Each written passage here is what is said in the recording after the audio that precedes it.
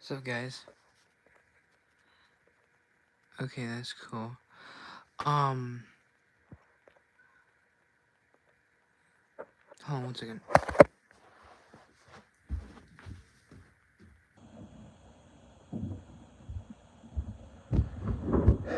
Okay, anyways, I'm gonna wait for some people to get in, and we will start reading this book. I did not think I was gonna be reading tonight, but here we are, and I'm gonna be reading, so yeah, just make sure to tune in, and yeah. Anyways, we are gonna start reading.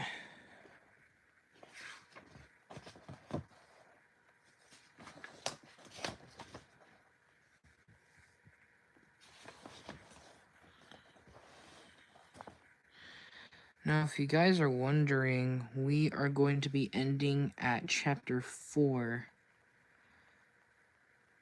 No, chapter 5. We will end the stream at chapter 5. 1 second.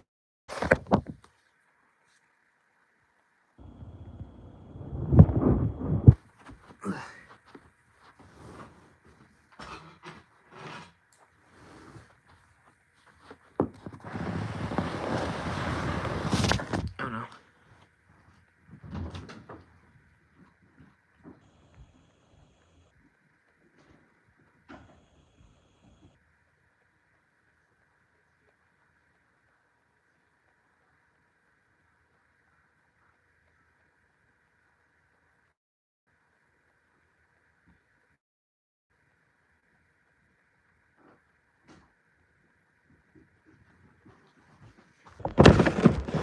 Okay. Alright, guys. We will start reading in a moment. I promise you. We will start reading in a moment. I just need to do something.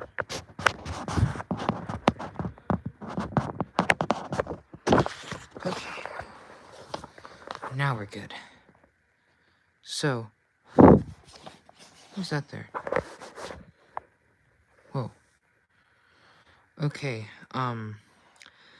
we're gonna be starting on chapter 1. Hopefully you guys like this. I don't really read so much.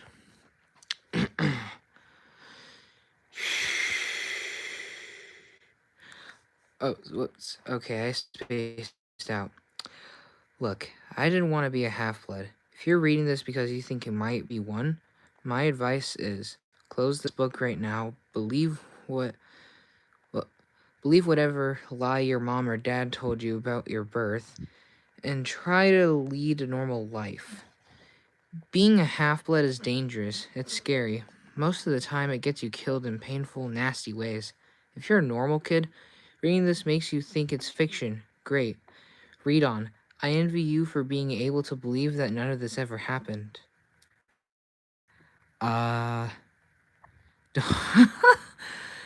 of this... Okay, I'm just gonna say this. I've watched only one of the movies, to be honest, so yeah. Oh, hello, Krill's stuff. Oh, unfortunately, you're leaving. Well, bye-bye. I hope you like watching the stream. Anyways. But if you recognize yourself in these pages, if you feel something inside, stop reading immediately. You might be one of us, and once you know that, it's only a matter of time before they sense it too, and they'll come for you. Don't say I didn't warn you. My name is Percy Jackson. I'm 12 years old. Until a few months ago, I was boarding. I can't talk tonight. I was a boarding student at Yale Academy, a private school for troubled kids in upstate New York. Am I a troubled kid? Yeah, you could say that. Oh, thank you, Matt Perez. I hope I pronounced that right. If you did, just let me know. Ah, shoot. Okay. I could start at any point in my short, miserable life to prove it, but things really started going bad last May when our 6th grade class took a field trip to Manhattan. 28 mental case kids and two teachers on a yellow school bus heading to Metropolitan Museum. I just want to know if I got that right. Metropolitan Museum of Arts to look at ancient Greek and Roman stuff. I know it sounds like torture. Most Yancey field trips were. But Mr. Brunner, our Latin teacher, was leading this trip, so I had hopes. Mr. Brunner, oh, Mr. Brunner was this middle-aged guy in a motorized wheelchair. He had thinning hair and a scruffy beard and a frayed tweed jacket, which always smelled like coffee. You wouldn't think he'd be cool, but he told stories and jokes and let us play games in class. He also had this awesome collection of Roman armor and weapons, so he was the only teacher whose class didn't put me to sleep. I hoped the trip would be okay. At least, I hoped that for once I wouldn't get in trouble. Boy, I was wrong. See, bad things happen to me on field trips. Like at my, uh, like at my 5th grade school when we went to the Saratoga battlefield. I had this accident with with a Revolutionary War cannon.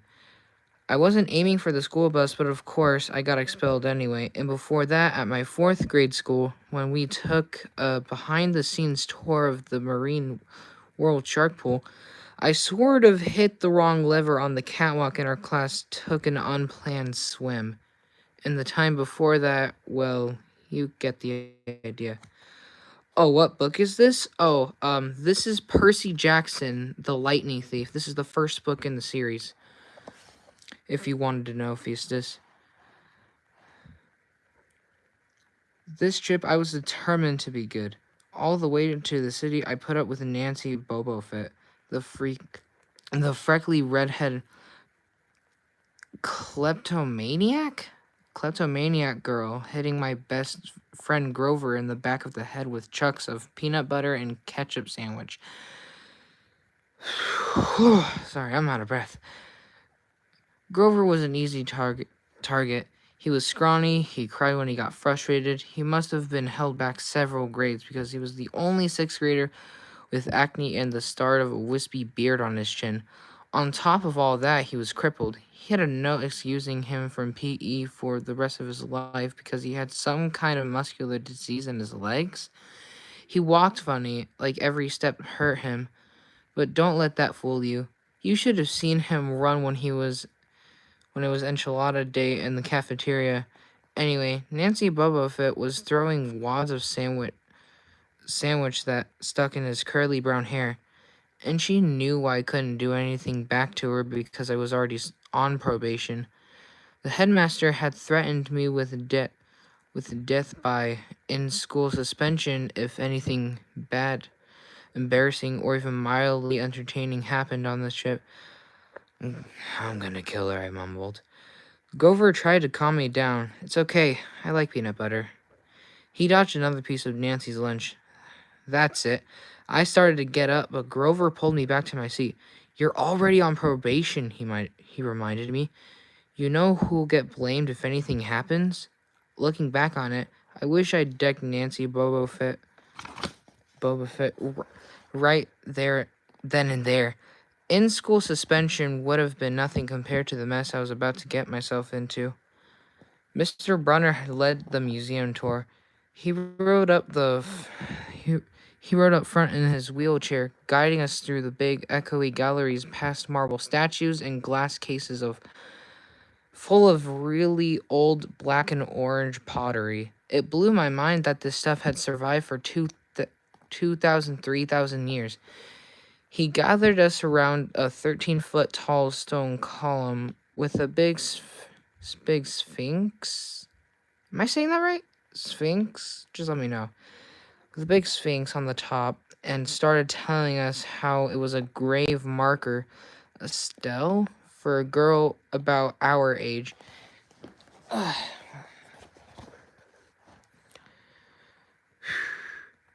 He told us about the carvings on the sides. I was trying to listen to what he had to say. It was kind of interesting, but everybody around me was talking, and every time I told them to shut up, the other teacher's chaperone, Mrs. Dodds, would give me the evil eye. Mrs. Dodds was this little math teacher from Georgia who always wore a black leather jacket, even though she was 50 years old. She looked mean enough to ride a Harley? I thought that said Harvey. A Harley into your locker. She had come to Yancey halfway through the year when our last math teacher had a nervous breakdown. From our first day, Mrs. Dodds loved Nancy Boba Fett and figured I was a devil spawn. Oh, jeez. She would point her crooked finger at me and say, "Now, honey," real sweet, and I knew I was going to get after school detention for a month. One time after she'd make me erase answers out of old math workbooks until midnight, I told Grover I didn't think Mrs. Dodds was human. He looked at me real serious and said, "You're absolutely right."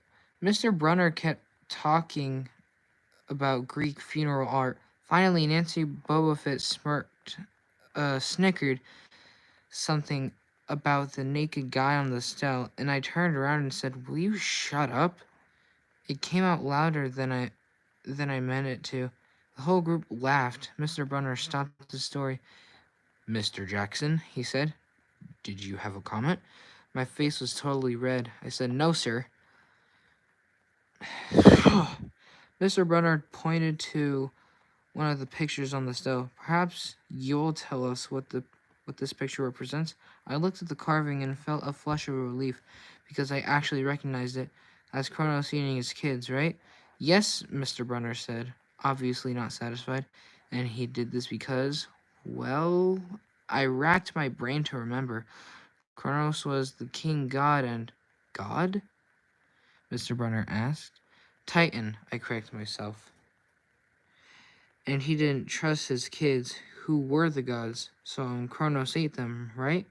But his wife hid baby Zeus and gave Kronos a rock to eat instead. And later, when Zeus grew up, he tricked his dad, Kronos, into barfing up his brothers and sisters." "Ugh," said one of the girls behind me. "And so there was this big fight between the gods and the Titans," I continued, "and the gods won."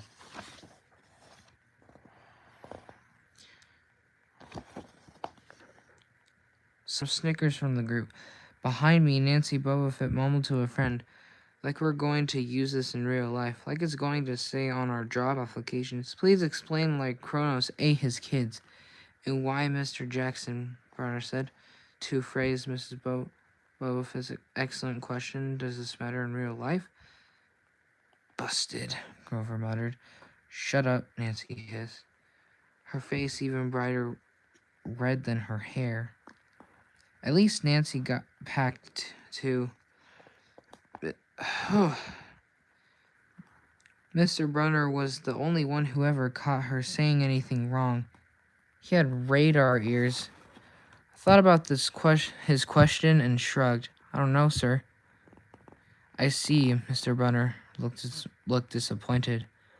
"Well, half credit, Mr. Jackson. Zeus did indeed feed Kronos a mixture of mustard and wine, which made him disgorge his other 5 children, who, of course, being immortal gods, had been living and growing up completely undigested in the Titan's stomach. The gods defeated their father, sliced him to pieces with his own scythe, and scattered his remains in Tartarus, the darkest part of the underworld. On that happy note, it's time for lunch, Mrs. Dodds. Would you lead us back outside?" The class drifted off, the girls holding their stomachs, the guys pushing each other around and acting like doofuses. Ugh. Hopefully you guys are liking this stream so far. I don't normally do these, and this is my first one. Grover and I were about to follow when Mr. Brunner said, "Mr. Jackson." I knew that was coming. I told Grover to keep going. Then I turned toward Mr. Brunner. "Sir?" Mr. Brunner had this look that wouldn't let you go, intense brown eyes. "What? That confuses me. That dash right there, it just confuses me. Anyways, that wouldn't let you go. Intense brown eyes that could have been 1,000 years old and had seen everything. I'll just leave it at that. Well, no, no, not what I. Anyways, you must learn the answer to my question, Mr. Brunner told me, about the Titans, about real life, and how your studies apply to it. Oh, what will what you learn from me, he said, is vitally important. I expect you to treat it as such. I will accept only the best from you, Percy Jackson. I wanted to get angry. This guy pushed me so hard. I mean, sure, it was kind of cool on Torment days when he dressed up in a suit of Roman armor and shouted, "What ho!" and challenged us. Sword point against chalk to run to the board and name every Greek and Roman person who had ever lived, and their mother and what god they worshipped. But Mr. Brunner expected me to be as good as everybody else, despite the fact that I have dyslexia and deficit disorder, and I had never made above a C in my life. If you guys don't know what deficient disorder is, it's called ADD for short. Just letting you guys know. No, he didn't expect me to be as good. He expected me to be better. And I just couldn't learn all those names and facts, much less spell them correctly. I mumbled something about trying harder. While Mr. Brunner took one long sad look at the stele, like he had been at this girl's funeral, he told me to go outside and eat my lunch. Ugh, gosh, my feet, bro.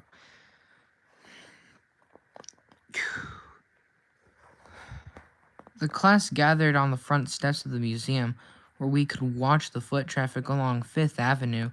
Overhead, a huge storm was brewing with clouds, blacker than I'd ever seen over the city. I figured maybe it was a global warming or something, because the weather all across New York State had been weird since Christmas. We'd had massive snowstorms, flooding wildfires from lightning strikes. Flooding wildfires from lightning strikes? Okay, there we go. I wouldn't have been surprised if if this was a hurricane blowing in. Nobody else seemed to notice. Some of the guys were peddling pigeons with Lunchable crackers. Nancy Bobofit was trying to pickpocket something from a lady's purse, and, of course, Mrs. Dawes wasn't saying a thing. Grover and I sat on the edge of the fountain, away from the others. We thought that maybe if we did that, everybody wouldn't know we were from that school. The school for loser freaks who couldn't make it elsewhere. Detention, Grover said. Nah, I said. Not from Brunner. I just wish he'd lay off me sometimes. I mean, I'm not a genius. Grover didn't say anything for a while. Then when I thought he was going to give me some deep, psychological comment. Oh, philosophical comment to make me feel better, he said, "Can I have your apple?" I didn't have much of an appetite, so I let him take it. Oh gosh. I watched the stream of cabs going down Fifth Avenue and thought about my mom's apartment, only a little ways uptown from where we sat. I hadn't seen her since Christmas. I wanted so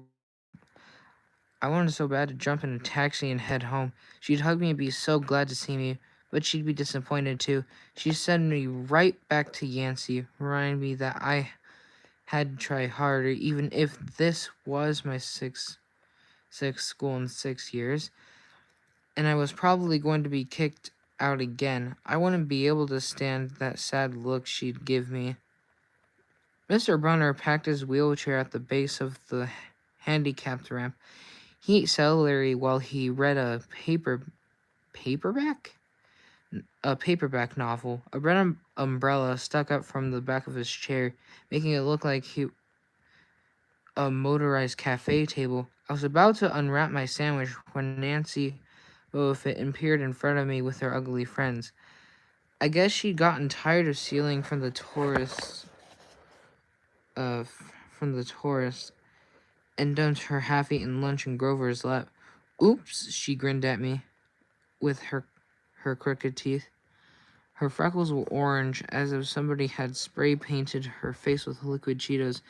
I tried to stay cool. The school counselor had told me a million times, count to 10, get control of your temper. But I was so mad that my mind went blank. A wave roared in my ears. I don't remember touching her, but the next thing I knew, Nancy was sitting on her butt in the fountain, screaming, "Percy pushed me!" Mrs. Dodds materialized next to us. Some of the kids were whispering, "Did you see? The water, like it grabbed her."